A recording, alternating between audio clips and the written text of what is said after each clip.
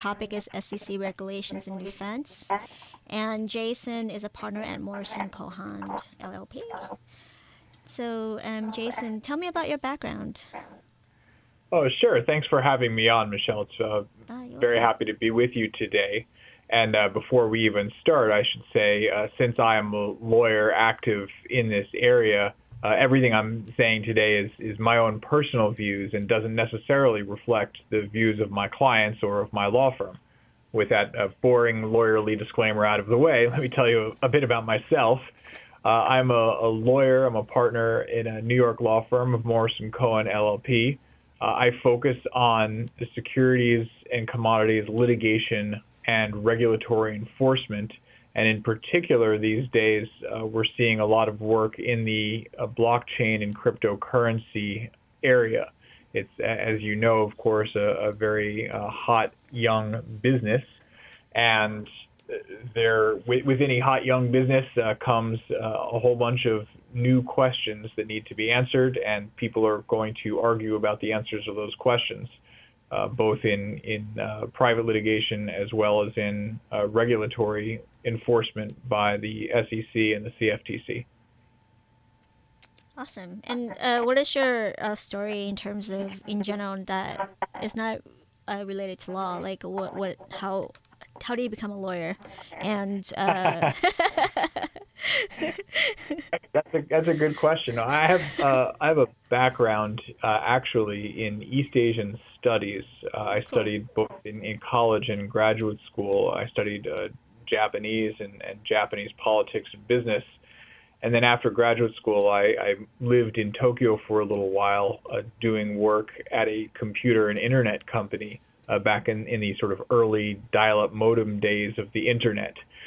So I got my foot in the door then of the computing and coding world.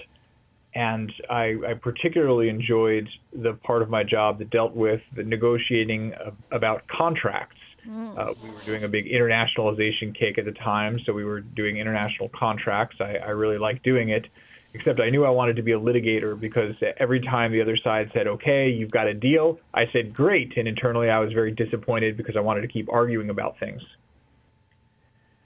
So it was fun for me to combine those fields, go to law school and do work in litigation, both for technology-related clients and for a significant part of my practice from time to time for clients in Asia or with Asian-facing businesses.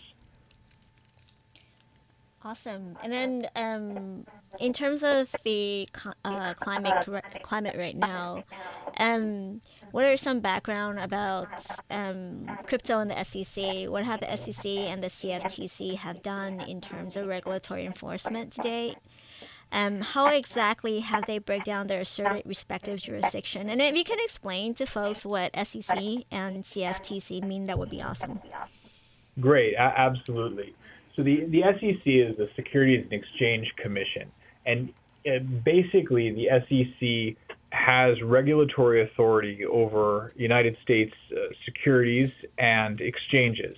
The exact contours of their regulatory authority are sometimes in dispute, and the world of cryptocurrency is very much in dispute. But in general, the SEC deals with securities and exchanges. The CFTC is the Commodities Futures Trading Commission, the Commodity Futures Trading Commission, and they have regulatory authority over futures and derivatives. So the CFTC, in fact, U.S. law in general does not provide for sort of direct, comprehensive federal oversight of Bitcoin markets or any kind of virtual currency spot markets. And as a result, U.S. regulation of virtual currencies has evolved into a multi-regulatory approach involving the SEC, the CFTC, and some others as well. So we've covered the SEC and CFTC. We also have state banking regulators, which oversee certain U.S. and foreign virtual currency spot exchanges through state money transfer laws. From time to time, we see involvement from the Department of Treasury's Financial Crimes Enforcement Network, or FinCEN, which monitors Bitcoin and other virtual currency transfers for anti-money laundering purposes. And of course, the IRS, which is always going to be there for tax day. The IRS is treating virtual currencies as property subject to capital gains tax. So we've got a little bit of an alphabet soup of regulation in terms of who's governing the cryptocurrency markets. And yet, with all these players, there are still some cracks and some open questions. Interesting. A lot of the people in the crypto world were hailing CFTC Chairman Chris Giancarlo for what they perceived to be very pro-crypto comments in his testimony to the Senate Banking Committee on February 6th. Do you think that CFTC is taking a pro-crypto stand, or is it more balanced? Oh, interesting. I think it's a more balanced approach. I think both the SEC Chairman Jay Clayton and the CFTC Chairman Chris Giancarlo are trying to balance what they view the role of crypto in our modern economy to be. They don't want to squelch financial innovations by coming down super hard on anything that is potentially just outside the rules. They want to sit back and see how it develops a little. That being said, they're also going to be very quick to come down on anything that is breaking the rules. And I think that Jay Clayton in particular has been very vocal about saying that most initial coin offerings, or ICOs, have been non-compliant with the securities laws. In his view, virtually all of the ICOs were securities offerings and should have been or should be regulated like securities offerings, which really puts a target on the backs of anyone who has issued ICOs without doing them through sort of proper registered channels over the last couple of years. Now, your question about Chris Giancarlo, I think is right, because a lot of people were saying that his views were more crypto idealist, and I can see why they say that. He emphasized the possibility of a technological solution to some age-old problems through the trusted central authority to ensure that entities are capable of engaging in valid transactions. And that's, of course, music to the crypto community's ears, because that's what they've been saying is the point of virtual currencies. So Giancarlo at times seemed very bullish. However, I think the crypto community may not have been listening when he said 3 separate times that the CFTC has additional litigation action on the horizon. So if someone's out there violating the Commodities Exchange Act or its regulations, they shouldn't think that they're safe from CFTC actions just because Chris Giancarlo liked to talk about his kids' enthusiasm for cryptocurrencies. So I think from what I understand, the SEC Chairman Jay Clayton took a strong view that most ICOs offered today have been security offerings in digest, and were not in compliance with SEC regulation. I mean, will you expect the SEC to hunt down the issuers? I think that they've all got to be wary. There's a target on all of their backs. The SEC has gone after a few that it believes were particularly bad actors, and I'll disclose that I represent one issuer in litigation against the SEC, so I'm obviously going to disagree with the SEC's views pretty strongly in that case, but I'll save the arguments in that case for the courtroom. I think it would be impractical for the SEC to come down against all of the ICOs that have been issued. I mean, there have been just too many of them, and I get the sense that the SEC is pretty busy, so they're going to be prioritizing who they think are going to be the worst actors. And there's clearly, in my view, a difference between an ICO which creates a cryptocurrency, it actually distributes that cryptocurrency. That currency is currently being traded on one of the many online exchanges. And the problem with it in the SEC's view, is just that it was an unregistered securities offering. That is a world different from several of the offerings we've seen that have been complete frauds, where people didn't get any cryptocurrency. They just handed over their money to some thieves who pocketed it and walked off. And I think that the SEC is going to try to come down on the worst fraudsters first. But I will say that the SEC has a latency period. It takes them some time to go through their investigations process. And actually, as Jay Clayton told that Senate committee, the typical latency period is somewhere around 22 to 24 months, and that not one of the ICOs that issued coins in 2017 had registered with the SEC. And for that reason, you may see many more enforcement actions in 2018 and into 2019 coming out from the SEC. The statute of limitations is 5 years, so they've got time. And I would expect the SEC to come down on some of the issuers.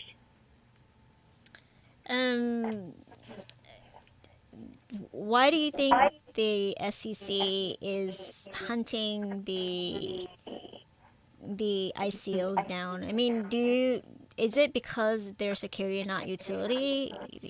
And should we talk a little bit about the difference between utility tokens versus security tokens? I think that's a very good idea, because there is a general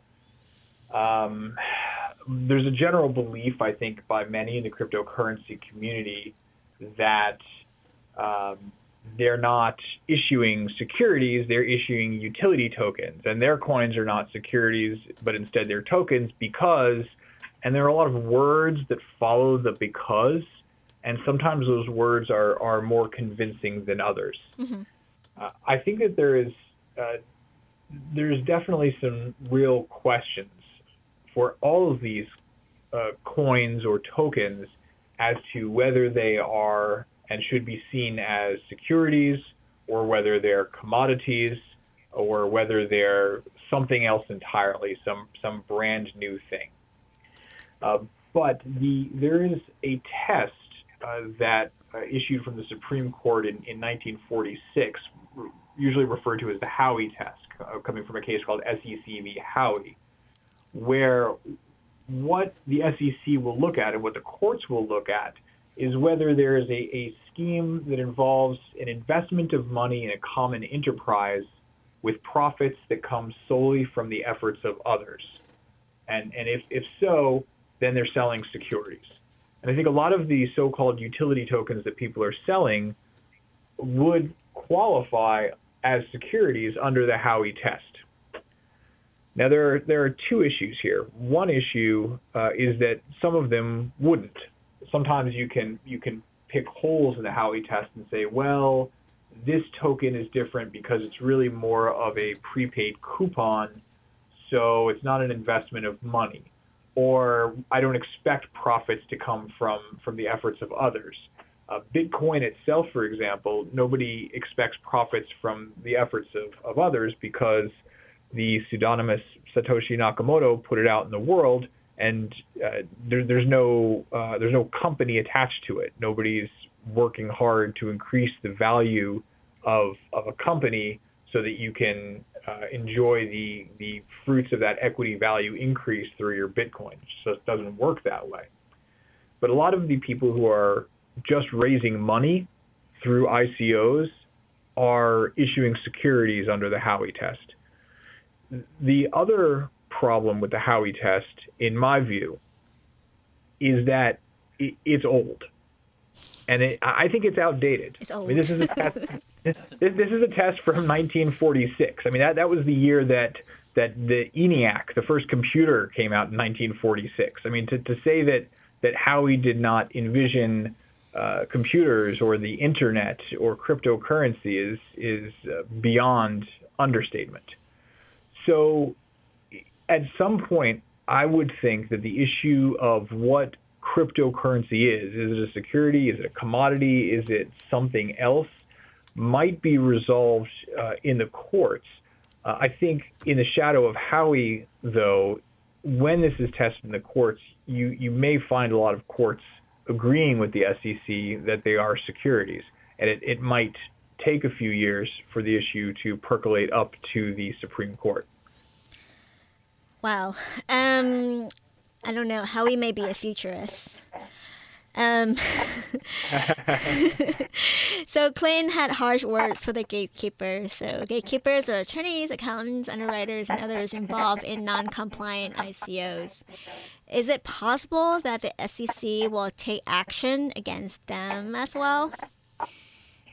Yes, I think so, and you're right. Jay Clayton has definitely repeatedly issued warnings to these so-called gatekeepers.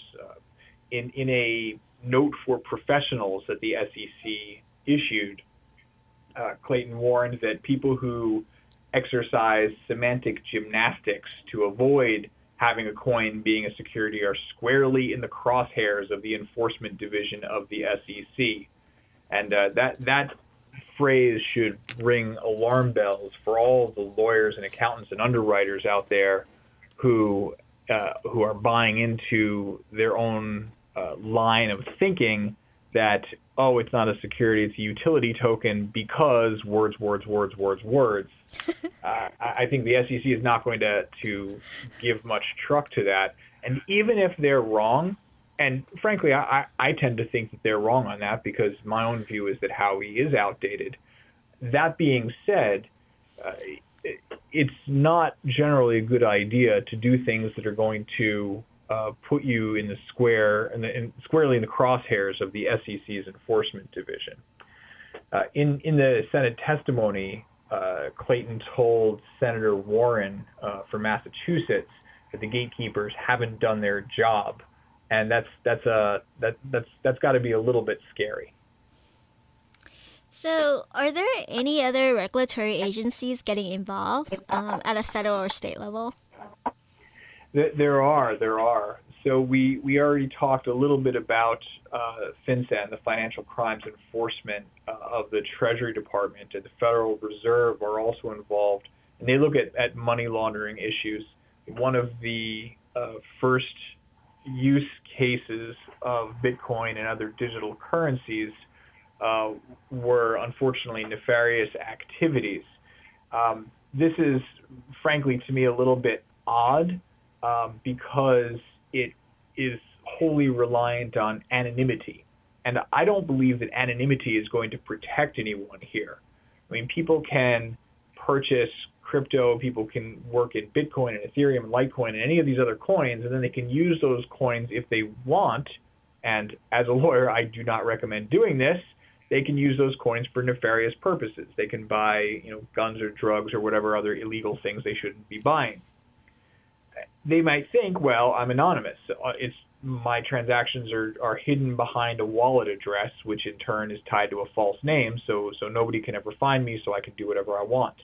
I would warn against that. I think regulators are very savvy to those kinds of tricks, and people like FinCEN and the Federal Reserve are fairly good at tracking down money launderers who are hiding behind anonymity.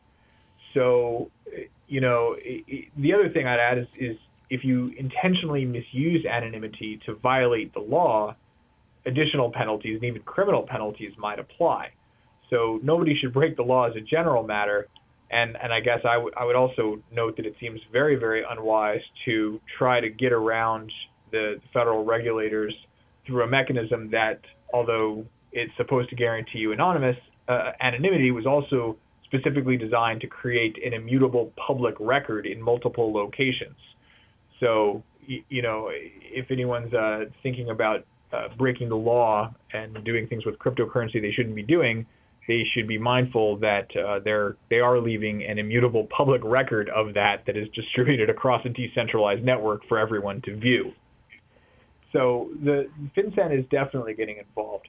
We've also seen, very interestingly, some state regulatory agencies getting involved. So here in New York, the Division of Financial Services has got involved by issuing a bit license for exchanges. Now, so far, only 3 exchanges have been granted this license, but it'll be very interesting to see how that develops in terms of creating a regulatory environment for cryptocurrency to operate, sort of bring it out of this nebulous netherworld where nobody's quite sure how legal it is.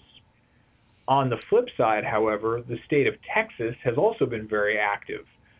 Texas, in the last few months, has issued a series of emergency cease and desist orders, even against non-Texas entities, for doing ICO issuances or running other kinds of cryptocurrency businesses that don't comply with Texas state securities laws.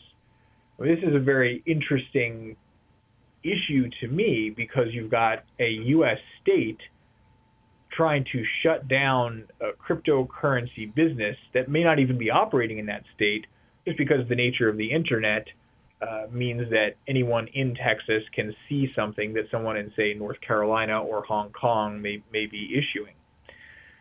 So you've got other regulatory agencies getting involved, both federal and state, and they're not always doing so with the same goals or intentions in mind, or consistent goals towards the market.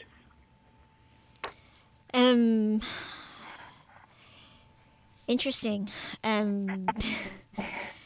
Given that cryptocurrency exchanges are currently regulated as money transmission services with licenses granted on a state-by-state basis, what policy efforts might federal agencies undertake to further oversee cryptocurrency payment services? And do you use Wyoming's effort to welcome cryptocurrency's business as a future direction for regulation? Those are some good questions. I think you do have, like I said, a state-by-state basis for money transmission services. It would be interesting to see whether the federal government, whether the SEC or CFTC, is going to come back to the Senate or to the legislature and ask for additional legislation to help them to help them create exchanges. I've heard some rumors that Circle is working with the SEC to try to operate the Polonius exchange as the first nationally regulated crypto exchange by getting licensed as a broker-dealer, and then as a licensed ATS, an electronic trading marketplace. So if that is true, and I don't know that it is, but if that is true, it's a sign that the SEC is working with some of the exchanges to take licensing and regulation to a federal level rather than the state level. And I think that that's a good idea, partially because the nature of cryptocurrency and any kind of internet-based business makes it very difficult to regulate state by state versus federally. I mean, to be honest, it's hard to regulate some of these things country by country, given the worldwide nature of the internet. But in particular, you mentioned Wyoming, and I think that Wyoming is a good example of perhaps a state moving in a different direction than, say, Texas. So Wyoming is currently trying to be a little bit more open to cryptocurrency. Its House of Representatives recently passed 2 blockchain bills, one that would define utility tokens as neither money nor securities, so would effectively define around the Howey test that we were just discussing. And then another bill would exempt cryptocurrency from the Money Transmissions Act, which arguably would allow exchanges to operate in Wyoming. I also understand that Wyoming is looking at further bills to exempt crypto from property taxes or to require companies to use blockchain databases, and these bills are kind of working their way through the legislature. Now, none of these are laws yet. There are folks talking about them and working on them. They may become laws, and if they do, it's going to be pretty positive for the crypto industry. Wyoming's already gaining some popularity there. It's apparently got some cheap electricity, which is great for all those Bitcoin miners out there. It has no state income taxes, so it's already arguably a favorable state for incorporation of an exchange. But as I said, that is pulling away from Texas. I guess we here in blue states like New York think of Texas and Wyoming as always being on the same page about things, but that may not be true in this instance. If Texas is coming down harder on the cryptocurrency community than Wyoming is. So it would, when you have states that are pulling in opposite directions on issues that are truly interstate issues, that probably gives the federal regulators more momentum to get involved in regulation and to try to set up federally regulated exchanges rather than having it be a state-by-state patchwork. So let me ask you a question. So PayPal needs a money transmission services license on a state-by-state basis. And well, how is crypto different? I wouldn't necessarily think that it is. If you're going to be moving money around, if you're going to be transmitting money, you probably need a license in any state that you're going to be doing it in. The nature of anything on the blockchain makes it a little bit different because a blockchain can be open to anyone in the community who has access to it or who wants to use it. So if I'm sending money from me to you, from New York to California, and you know, don't get your hopes up for that, but Please. if I were, if I were, and we could be doing it through a transmission service that's licensed in New York and California, and everything would be fine if we're doing it directly. But it's a more interesting idea if I'm giving you some kind of cryptocurrency that is logged on a blockchain that is accessible in all 50 states, just because of the nature of how a blockchain-based currency would work. So it's an open question to me. If I'm sending you the money, if I'm sending you the cryptocurrency from New York to California, but all of our friends in Texas and Florida and South Carolina and North Dakota also see the same record of that transaction, does the fact that the transaction is logged in those states implicate any of those states' regulations? I think maybe not, but I'm not sure. Yeah, I mean, I think it's an interesting question because I think privacy comes into play as well as information security or PII. You know, so the blockchain is private, but it also has public information, even though it doesn't really have the names and things like that, right? So, you know, it's really the nuance is in, you know, what is shown and what is not shown, and whether what is shown is acceptable or, you know, whether it complies with privacy policy of the company or it should comply with some kind of regulatory, bigger privacy laws, right? I think that's right. I mean, you've raised two interesting points there, both privacy laws and data security laws. And you've got different privacy and data security laws, state by state and country by country. It's particularly difficult for any company that's almost by definition going to be opening up in all 50 states to get a handle on any kind of state patchwork of regulations. I mean, that's the sort of thing that a big company like an Amazon or a FedEx is absolutely used to dealing with, and they've got a terrific large in-house group of lawyers who help them deal with the state-by-state regulation issues. But if you're launching a cryptocurrency, if it's, you know, 5 coders and a business person in someone's WeWork space, they might not have the legal infrastructure to deal with the regulatory onslaught of what they're doing. I think that there's been obviously, as a lawyer, I'm always predisposed to say people need to hire more lawyers. That being said, people really need to hire more lawyers. I think there's been underspending in this area around all the regulatory questions, and people are really leaving themselves open to later inquiries. So I'm really excited that lawyers are cool again. I wouldn't go that far.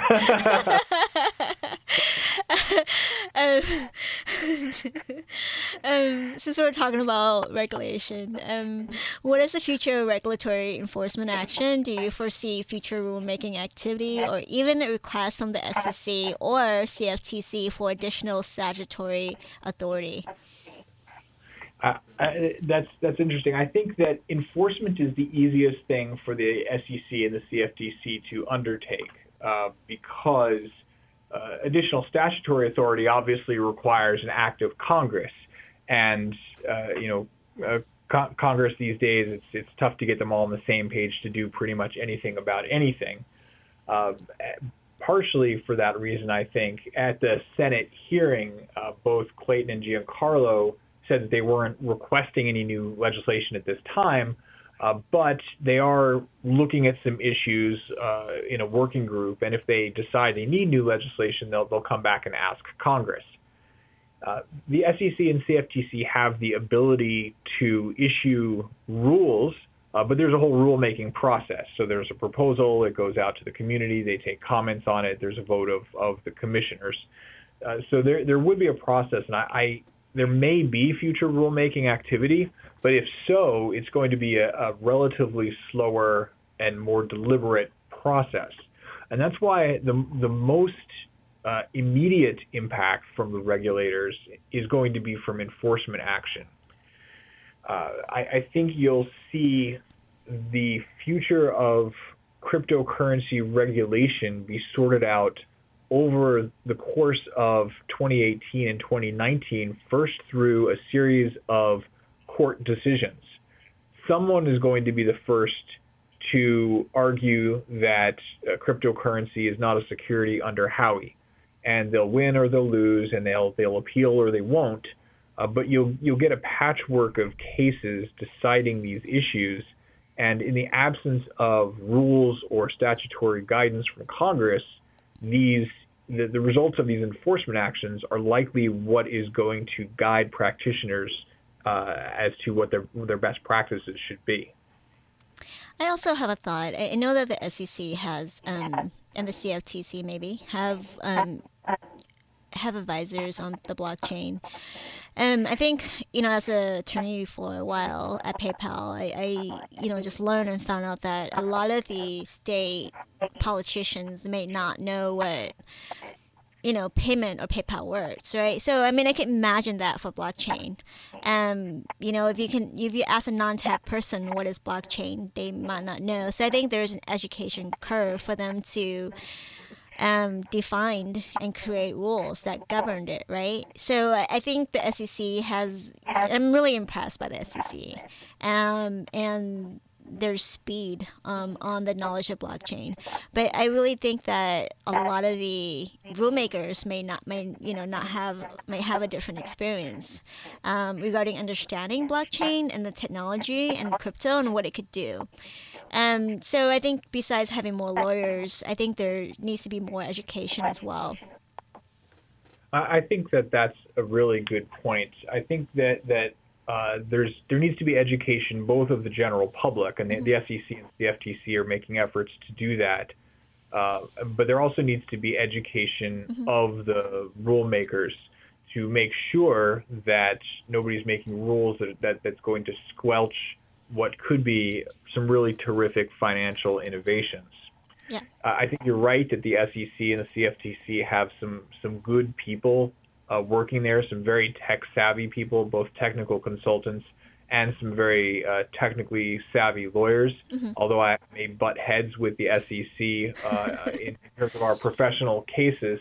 I do have to tip my hat to them in terms of their technical savvy. Some of the lawyers there are quite so, and they really do know what they're talking about. In terms of state regulators, it may be the same, but it may not be. And this is just a question of how many lawyers there are working for the state governments who have the time, inclination, and technical capacity to get up to speed. I think in states like New York, I've seen a very high degree of sophistication from the Department of Financial Services. I don't know necessarily what it's like in other states. I imagine that the sophistication curves are going to be coming up, But I think when you say they need people who understand blockchain, I think right now the number of people who truly understand both what blockchain is and what it can do, and who also understand uh, legislation and rulemaking well enough to be able to balance financial and technological innovations with making sure that consumers are protected and investors are protected. I mean, if you try to combine all of those skills and count how many people in the country have those skills, it may not be a very large group of people.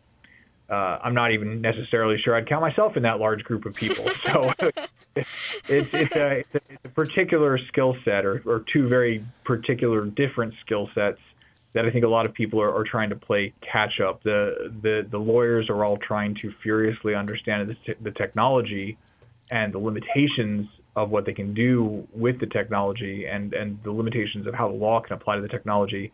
And I think that the coders are very quickly coming up to speed on the regulatory environment, much to their surprise sometimes, especially if some lawyer at some point told them, no, man, you're cool. It's a utility token. It's not a security.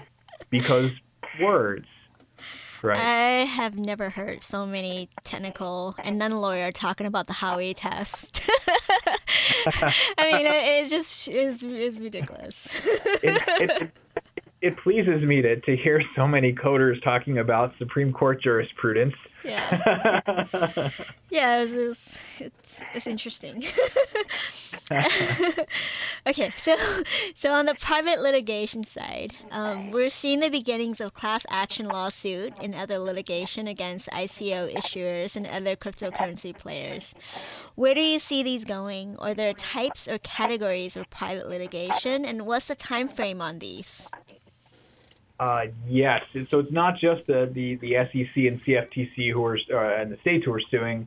We're seeing that the private class action bar start to get involved as well.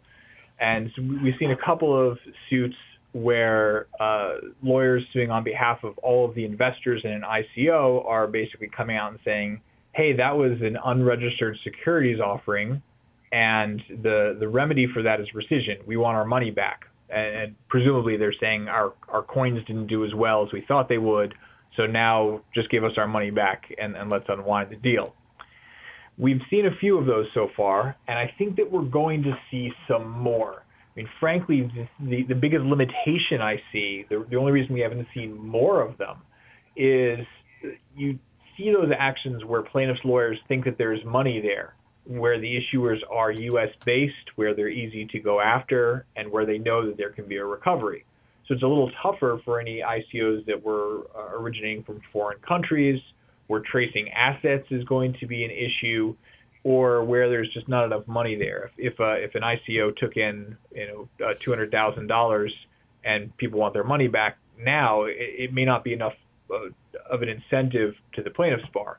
However, as you see the industry mature and there's more money to be made for the plaintiff's lawyers, I imagine you will see those suits start to be more attractive, and you'll see more private litigation, both against ICO issuers to the extent that the ICOs turn out to be successful and that they raised a lot of money, and then later unsuccessful when the coins collapsed in value.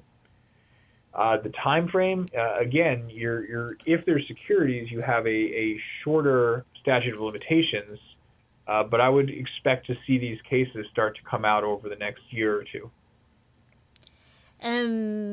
There's been some buzz about trading groups, clubs who are acting in unison to trading coins. What will the regulators think of that? I think they're called pools, right?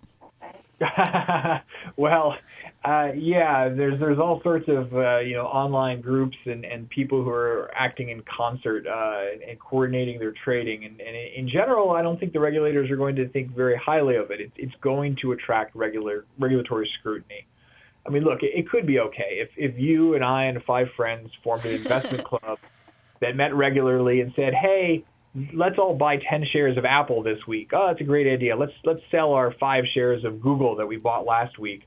that's fine. We wouldn't have nearly enough of the share percentage to trigger SEC thresholds for concerted efforts. I would have no insider information on what Apple is going to do next week. So something like that is fine. If you and I got together and we're kibitzing about which coins we should buy, and we decided to buy this one, buy that one, sell this one, sell that one, that alone is probably not enough to trigger any regulatory concern.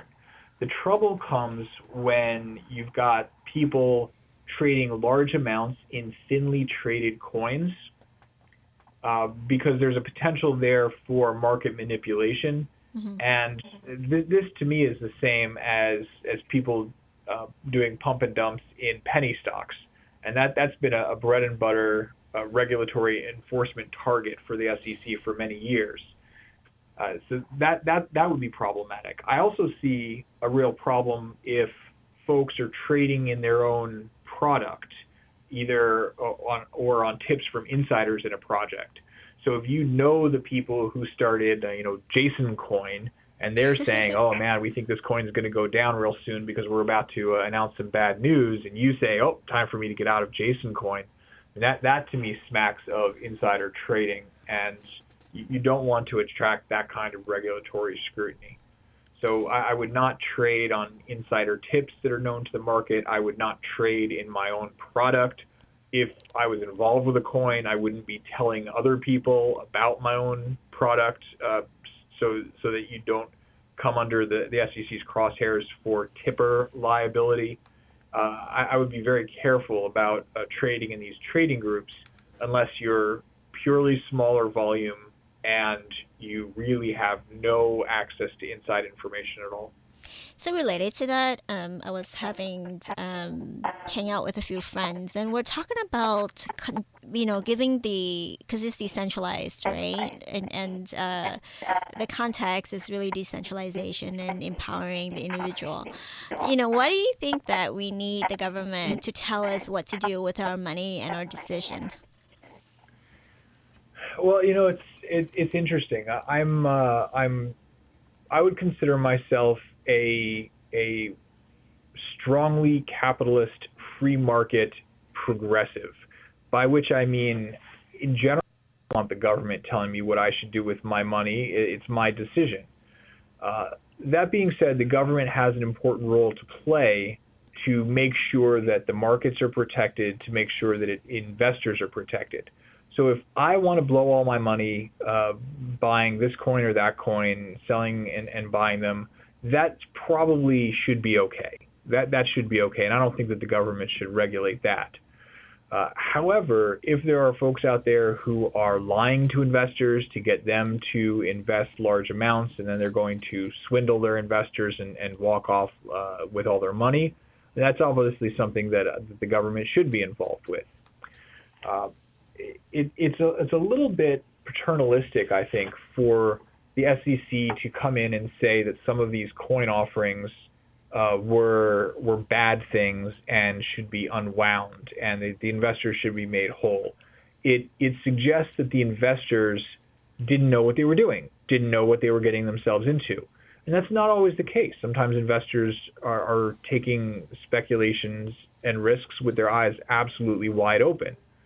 But there has to be a balance between allowing people to take their own risks and ensuring that people aren't just flat out swindled. Where that balance is going to depend on each particular case. So what would you advise for investors who want to purchase coins in an ICO that doesn't appear to be SEC registered? Should they or shouldn't they? What about people who want to raise capital via ICOs? Should you buy coins? I want to buy coins. You want to buy coins? So I'm not a market advisor. If I were skilled at giving investment advice, I would probably be a lot richer than I am, and I wouldn't have to remain as a working lawyer. That being said, my advice for investors: do your own research. You should know that none of these products are FDIC insured. Most of them are not insured in any way. So you might lose everything you invest. Don't invest anything that you can't afford to lose. But if you have some extra cash and you know that it's very speculative and you know that there are all of these risks out there, I don't know, have fun. It may effectively be no different than hitting the tables at Vegas, or betting on ant races. But if you work hard, there are some really great companies out there who are doing great work, and they're not just flashy, hey, we're an ICO, make lots of money by buying our coin. They actually are trying to use blockchain technology in innovative ways. If you're looking for companies to back, it's the companies that have real ideas that I would find more attractive. And what about people who want to raise capital via ICOs? Obey the securities laws. That's the easiest way to put it. There's no quick and easy money. If you want to raise capital, you can do a Rule 506, a Reg D offering, a Reg A plus offering. Do it in a fully SEC compliant way. It's more expensive to do that. It's more time consuming to do that. But it's better than litigating against the SEC. And I'll tell people again, I'm biased because I'm saying hire lawyers. But the only thing, it's expensive to hire the lawyers. But the only thing more expensive than hiring the lawyer is not hiring the lawyer and winding up in litigation later. We have questions from the crypto world. So Great. So it says, I have a question for Jason. Okay, it says, it seems like Wyoming, the legislature is fast tracking about 5 bills meant to promote utility ICOs in the state. And one of those bills is HB 70, which already passed the House. Seems to be for the purpose of declaring that these utility tokens are not, by definition, security. So, slim definition of utility token aside, can a state simply declare itself outside of federal regulation in this area? It seems to me that any transactions are going to necessarily be interstate and so not exempt from federal regulation no matter what. I think I know the answer to that, but here comes Jason. I think you do know the answer to that. The answer is Wyoming can pass whatever laws it wants on inter-Wyoming dealings. So you're right. HB 70 is the bill that defines utility tokens as neither money nor securities. It's fine for Wyoming to pass that. I guess it'd be fine for Wisconsin to do it too. But state law, as sort of basic hornbook separation of powers laws, state law does not override or overrule federal law when anything has interstate implications.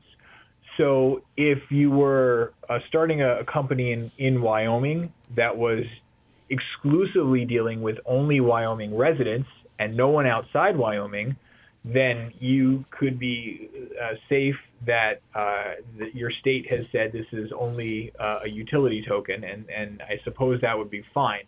That being said, the SEC has authority over the federal securities markets and all interstate securities transactions, and I think the SEC would take a very dim view of people who are trying to shield themselves with only Wyoming laws the second that any emails about the project were sent outside Wyoming. Okay, awesome. And can you define commodity really quick? In general, a commodity is a thing, and the CFTC, views commodities as things that get traded.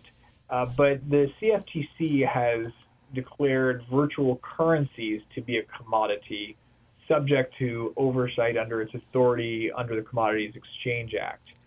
And they did that in 2014, and since then the CFTC has been acting as if it has oversight regulation over virtual currencies to the extent that they are traded on a national exchange. So as I mentioned in the beginning, U.S. law doesn't give the CFTC any oversight of virtual currency spot markets.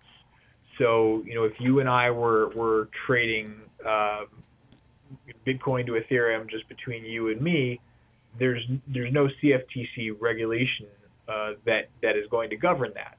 However, as soon as you get involved with U.S. exchanges, the CFTC is going to be involved. So, in part through its oversight over derivatives exchanges, it has some authority into virtual currency derivatives markets. So, in that context, the Chicago Mercantile Exchange and the CBOE Futures Exchange self-certifies new contracts for Bitcoin futures products, and the CFTC has allowed that and actually use the information that it gathers from the trading of those products to give it a window into looking at the underlying virtual currency spot markets that it wouldn't ordinarily have. So I guess your question, though, what is a commodity? The CFTC has declared virtual currencies to be commodities, and as far as the CFTC is concerned, that's the end of it. Now, it leads to a little bit of an odd situation, because if you have a virtual currency that was issued through an ICO, Jay Clayton has said, well, these should be regulated like securities and securities offerings, and the CFTC is viewing them as commodities. And I guess if your tool is a hammer, every problem looks like a nail. So the SEC views things as securities, and the CFTC is viewing them as the same things as commodities. And whether there is too much overlap between those, or whether people can play one of those agencies off the other, will be an interesting thing to see play out in the courts over the next few years. I think, Jason, just two last questions. One of them is, I think a lot of kids don't understand why we need the SEC, and I think Enron has a big part in it, because I think a couple years ago when the market is down, a lot of people saw their savings and retirement accounts go really down. So, can you say a little bit about Enron and its impact on securities or crypto in general? That's an interesting question. The SEC and the CFTC, I think, firmly have in mind the lessons of both the early 2000s when Enron collapsed, as well as the 2008 crash. The biggest concern that I think Clayton and Giancarlo have is, and we call this the nuclear concern. The biggest concern they have is that crypto becomes entangled in the overall financial economy, and then a crash in crypto infects the rest of the economy, causing a crash there. And I think you saw this in the dot-com economy, where the dot-com crash really affected the broader economy as a whole. And then you had the mortgage-backed securities and the derivatives of those securities, which really nobody understood as well as they needed to, causing a crash in 2007, 2008.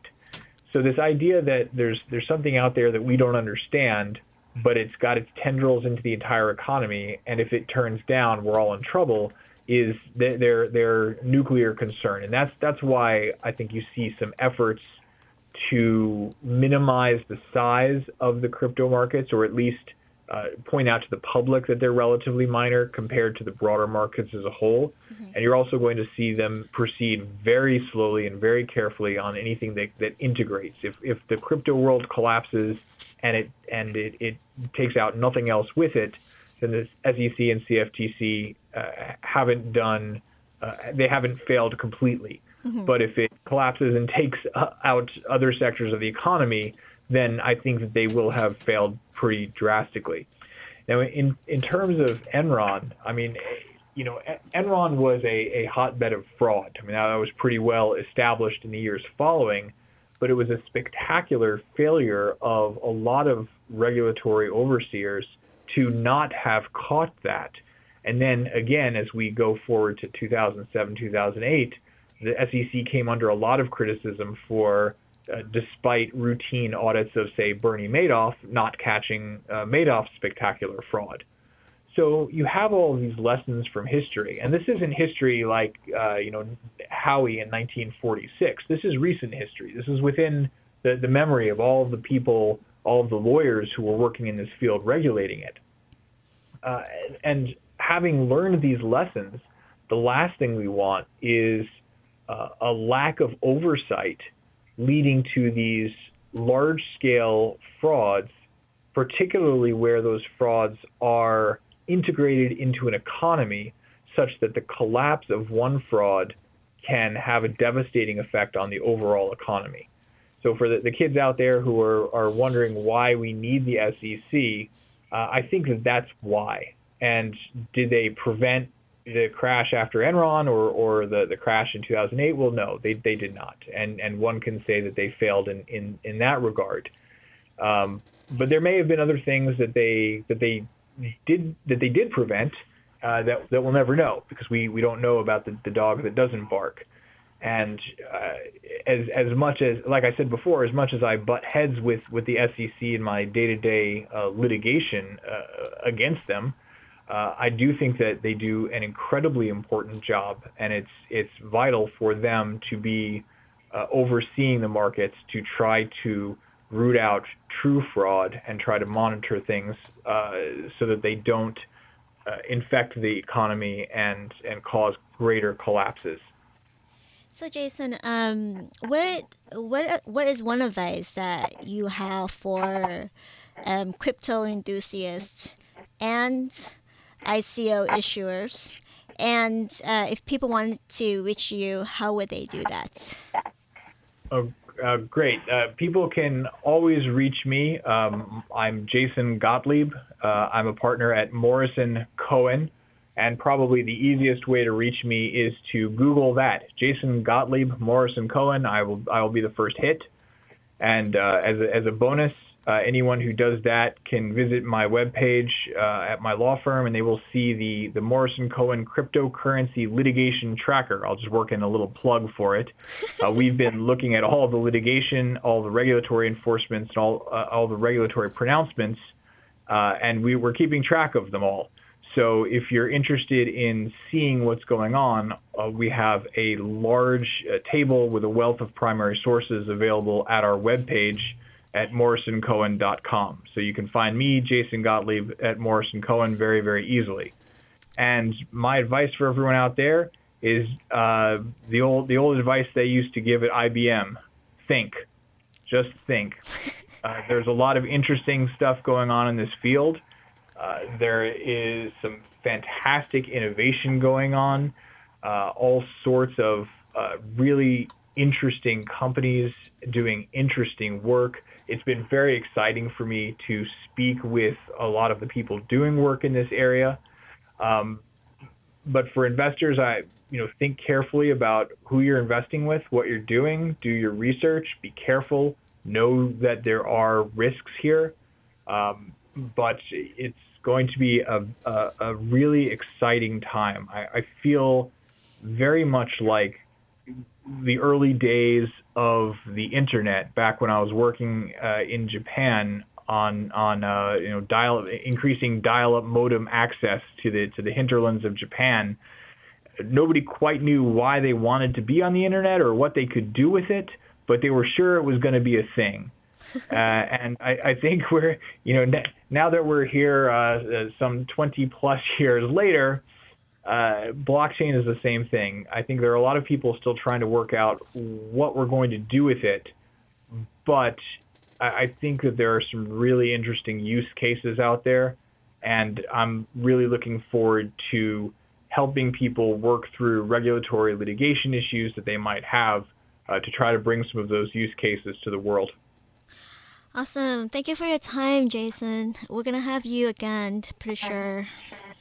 There may be some more litigation to talk about in 2018. I have a feeling. I think I me too. Have a great day. Thanks, Michelle. It's been great. Yeah, it's been Thank you. awesome. Thank you. Bye bye. Bye.